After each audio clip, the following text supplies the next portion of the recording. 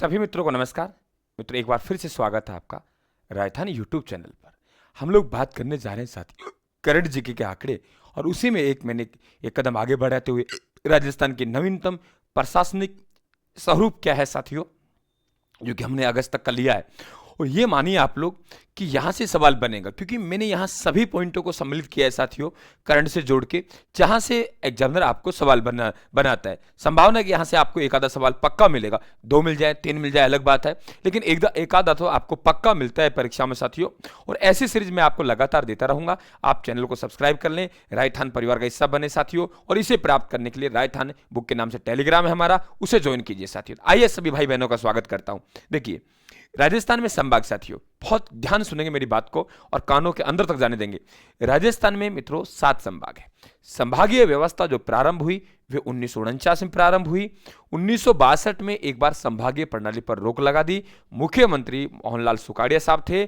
पुणे 1987 में हरिदेव जोशी साहब के समय शुरू हुई, और हरिदेव जोशी ने 26 जनवरी 1987 को अजमेर हमारे राजस्थान का 6ठा संभाग बना। सबसे नवीनतम संभाग साथियों भरतपुर है, ये ध्यान रखें आप लोग। वसुंधरा जी राजे साहब मुख्यमंत्री थी तो ये ध्यान रखें आप लोग। ओके, रिपोर्ट आगे बात करते हैं। जिले मित्रों, वर्तमान में हमारे 33 जिले। तब हमें आजादी मिली, देश का संविधान लागू हुआ, हमारा एकीकरण हुआ, उस दिन हमें पता था कि अजमेर मेरवाड़ा जो कि एक केंद्र शासित प्रदेश है, उसे एक सामान्य जिला बनाया गया साथियों, और वे 26वां नंबर का जिला है। और वर्तमान में हमारे 33 जिले हैं साथियों, ये आप ध्यान रखें। ये ध्यान 3 और 4 7, ठीक है, 7 ये हो गए, 7 में से माने 8 हो गए ना, 5 और ये, हाँ, तो 5 26वां जिला अजमेर, तो 5 तो वे हो गए, 3 8, 8 में से 5 जिले साथियों बैरू सिंह शेखावत साहब के काल में बने। जिला परिषद, हाँ, एक बात और ध्यान रखें कि नवीनतम जिलों का गठन होता है साथियों, तो एक उच्च स्तरीय कमेटी गठन किया जाता है, और अब कमेटी गठन हुआ है राम लुभाया साहब। तो राम लुभाया साहब आईएएस हैं, रिटायर्ड। उनके वहां एक कमेटी का प्रतापगढ़ जब जिला बना था साथियों, तो प्रतापगढ़ जिला बना, तो वहां जो हमने एक कमेटी गठन किया, वे जो कमेटी थी मित्रों, वे कमेटी, ठीक है, ओके, वे जो कमेटी थी, ठीक है, वे जो कमेटी थी उसका नाम ध्यान होगा आप लोगों को, परमेश्वर कमेटी थी। कौन सी थी? परमेश्वर कमेटी, ध्यान रखें आप लोग। वे कमेटी थी, वे परमेश्वर कमेटी थी। अभी इस तरीके से आपको वर्तमान में जो बात करें, ठीक है, वर्तमान में जो बात करें, तो वर्तमान में जो कमेटी है साथियों,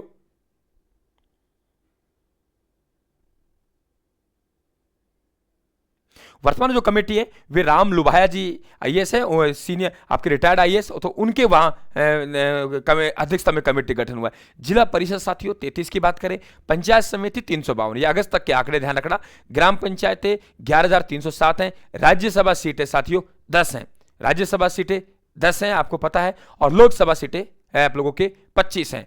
विधानसभा सीटें 20 हैं, सॉरी 200 हैं। अब यहां बात करने जाएंगे हम लोग, 3 आंकड़े हैं कि लोकसभा सीटें हमारे पास में 25 हैं, राज्यसभा सीटें हमारे पास में 10 हैं, विधानसभा सीटें 200 हैं। अब यहां से क्या क्या सवाल बन सकता है उनकी मैं आपसे बात कर लेता हूं, ठीक है। नंबर 1, पहली बार जो बात करेंगे आप लोग, नंबर 1 जो साथियों आप लोगों के विधानसभा सीटें हैं वे वर्तमान में 200 हैं, वर्तमान में 200 हैं। तो इसमें 2 आंकड़े आपको ध्यान रखना है। एक तो आप लोगों के तो हमारे राजस्थान विधानसभा के इलेक्शन हुए थे मित्रों, वे इलेक्शन 1952 में हुए, और मार्च 1952 में सरकार गठन हुआ था। तो 2 विधानसभाओं के इलेक्शन हुए थे। एक विधानसभा राजस्थान विधानसभा, उसकी 160 सीटों पर इलेक्शन हुए साथियों, और एक अजमेर मेरवाड़ा की विधानसभा धाराशिवा, उसकी 30 सीटों पे इलेक्शन हुए। तो प्रथम विधानसभा की संख्या पूछे तो 160 है। हालांकि जाके आगे जो अजमेर मेरवाड़ा का एक सामान्य जिले के रूप में दर्जा मिला अजमेर मेरवाड़ा को, तो मित्रों ये आप लोग ध्यान रखें पूरी तरीके से कि वहां से क्या किया कि आप लोगों के जो 30 विधानसभा सदस्य हैं धारासभा अजमेर मेरवाड़ा की विधानसभा के, उसे यहां जोड़ दिया गया। तो 1 नवंबर 1956 को हमारी विधानसभा की सदस्य संख्या 190 हो गई। फिर उतार चढ़ाव चलते रहे, और वर्तमान में कितनी है साथियों? 200। ये बात ध्यान रखें आप लोग, वर्तमान में कितनी है? 200। यहां से सवाल बन जाता है। आगे देखिए कि आप लोगों के राष्ट्रीय उद्यान कितने हैं? 3 है। इनमें सबसे बड़ा राष्ट्रीय उद्यान रणथंभौर है साथियों, और सबसे छोटा राष्ट्रीय उद्यान आप लोगों के केवलादेव है। अब यहां 2-3 बातें आप लोग देख रहे हो कि नंबर 1 आपको सबसे पहले यह पता होना चाहिए कि राष्ट्रीय उद्यानों का कुल क्षेत्रफल कितना है, ठीक है, क्योंकि सवाल बनता है यहां से। सवाल बनता है। तो राष्ट्रीय उद्यानों का कुल क्षेत्रफल, अगर 3 राष्ट्रीय उद्यान है और तीनों राष्ट्रीय उद्यानों को हम लोग जोड़ देंगे, क्या कहा मैंने, तीनों राष्ट्रीय उद्यानों को यदि हम लोग जोड़ देंगे तो हमारा बनेगा 510.31 वर्ग किमी। 510.31 वर्ग किमी। जरूरी नहीं आपसे छोटा का पूछे बड़ा का पूछे, टोटल आपसे पूछ सकता है। सबसे बड़ा जो हमारा राष्ट्रीय उद्यान है वे रणथंभौर है साथियों, 282.03 है। उसके बाद मुकुंदरा हिल्स है, 199.55 है। और तीसरा हमारा केवलादेव राष्ट्रीय उद्यान है जो कि 28.73 वर्ग किमी है, 28.73 वर्ग किमी है। ठीक है, ये ध्यान रखें आप लोग। ठीक है भाई, 28 तो सबसे छोटा ये हो गया और सबसे बड़ा साथियों रणथंभौर हो गया। ठीक है, बनने के क्रम में रणथंभौर पहले बना, केवलादेव बाद में बना और सबसे बाद में मुकुंदरा हिल्स नवीनतम हमारा ये है। वन्यजीव अभ्यारण्यों की बात करेंगे साथियों, 27 है। सबसे बड़ा वन्यजीव अभ्यारण्य है वे राष्ट्रीय मरु उद्यान है। तो नाम से ऐसा लग रहा है कि राष्ट्रीय उद्यान होगा, लेकिन बड़ा जो है साथियों वे राष्ट्रीय मरु उद्यान है, 3162। 2 जिलों में फैला हुआ है, जैसलमेर में ज्यादा है 1900 और 1262 बाड़मेर में, ये बराबर पता होना चाहिए। सबसे छोटा अभ्यारण्य है साथियों सरिस्का है। सरिस्का आज भी है, लेकिन सरिस्का ये नया बना है, तो सरिस्का 3.01 वर्ग किमी साथियों राजस्थान का सबसे छोटा अभ्यारण्य है। देखिए, बड़ा आप याद करके जाते हो, लेकिन वो ऐसा नहीं कर रहे एग्जामिनर के ऊपर। 2 और याद करके जाने पड़ेंगे आपको। नंबर 1, 2 और याद करके जाने पड़ेंगे। नंबर 1 वे आप लोगों को याद करना पड़ेगा, वे कौन सा है, वे है नंबर 1 साथियों कि दूसरा सबसे बड़ा अभ्यारण्य कौन सा है, कैला देवी 676 की वर्ग किमी के आसपास लिख लेना। और तीसरा सबसे बड़ा अभ्यारण्य कुंभलगढ़ 610 के आसपास है। 3 छोटे याद करके जाने, 3 बड़े याद करके जाने। तो सबसे बड़ा हम लोग बात करें तो राष्ट्रीय मरु उद्यान, दूसरा सबसे बड़ा कैला देवी करौली सवाई माधोपुर में 676 है, और तीसरा है कुंभलगढ़ 610 है साथियों। बराबर पता होना चाहिए आप लोगों को। ये 3 छोटे हैं, सबसे छोटा हमारा सरिस्का है, दूसरा हमारा सज्जनगढ़ है 5 पॉइंट कुछ है, तीसरा हमारा तालछापर है। तो 3 बड़े 3 छोटे। भाग परियोजनाएं, भाग परियोजना साथियों 3 थी, लेकिन चौथे रामगढ़ विषधारी भाग परियोजना को भी कर दिया गया है। तो 4 हमारे पास में भाग परियोजनाएं, रणथंभौर है, दूसरी सरिस्का है, तीसरी मुकुंदरा हिल्स है और चौथा हमारा रामगढ़ विषधारी है। रामगढ़ विषधारी को बूंदी के साथ भीलवाड़ा भी शामिल किया गया है, और शायद मुझे ऐसा याद आ रहा है कि सबसे बड़ी बाघ परियोजना है चारों में सबसे बड़ी बाघ परियोजना रामगढ़ विषधारी होनी चाहिए। तो 4 बाघ परियोजनाएं, पहले रणथंभौर में, फिर सरिस्का में, फिर मुकुंदरा हिल्स में, फिर रामगढ़ विषधारी में। ये ध्यान रखें आप लोग। आखिर निषेध क्षेत्र साथियों 33 है। मृग वन हमारे पास में 7 है, ये ध्यान रखें। जंतुआल्य हमारे पास में 5 है। देखिए, राजस्थान में 7 संभाग हैं। 7 संभाग में से लास्ट में बात कर रहा था अजमेर और भरतपुर संभाग को निकाल दो, 5 संभागीय मुख्यालयों पर क्या है साथियों, जंतुआल्य हैं। ठीक है, कंजर्वेशन रिजर्व क्षेत्र पहले 15 थे, 16, अब जालोर के राणासर कुछ ऐसा नाम आ रहा है, उसे नया बना दिया गया है। और अंतरराष्ट्रीय हवाई अड्डा 1 है, जो कि अंतरराष्ट्रीय हवाई अड्डा हमारा कौन सा है साथियों, देश का 14 अंतरराष्ट्रीय हवाई अड्डा सांगानेर है, ये ध्यान रखें आप लोग। ठीक है, अब बात करते हैं हम लोग कृषि जलवायु प्रदेश। बढ़िया सवाल, मैंने कहा ना कि यहां से सवाल देखे जाएगी, ये क्लास सवाल देखे जाएगी साथियों।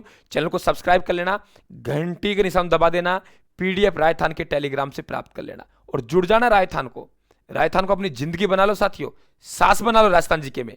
ठीक है, कुल कृषि जलवायु प्रदेश डायरेक्टली पूछ लेगा 10 साथियों। 1%, देखो 2 साल बाद वन रिपोर्ट आती है। ठीक है, तो अब की बार हमारे वनों में क्या हुई है, वृद्धि हुई है हल्की सी। तो पहले हमारे 9.58% भूभाग में राजस्थान के वन थे, अब हमारे पास में 9.60% भौगोलिक क्षेत्र में वन है राजस्थान में।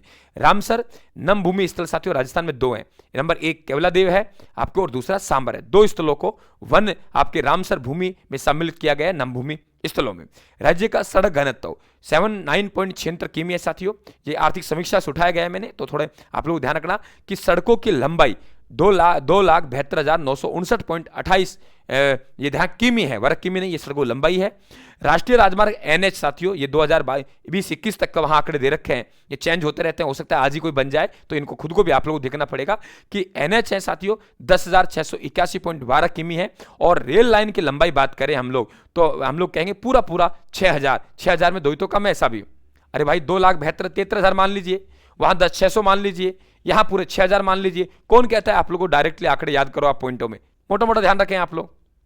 ठीक है, तो सड़कों की लंबाई हो गई 2,73,000। राष्ट्रीय NHO की लंबाई हो गई, कितनी हो गई हमारे पास 10,600। आपसे रेल लाइनों की लंबाई पूछे लगभग 6,000, ऐसे ध्यान रखेंगे आप लोग। रेल लाइन का प्रतिशत 8.83, वहां 998 8, तो यहां 8 है।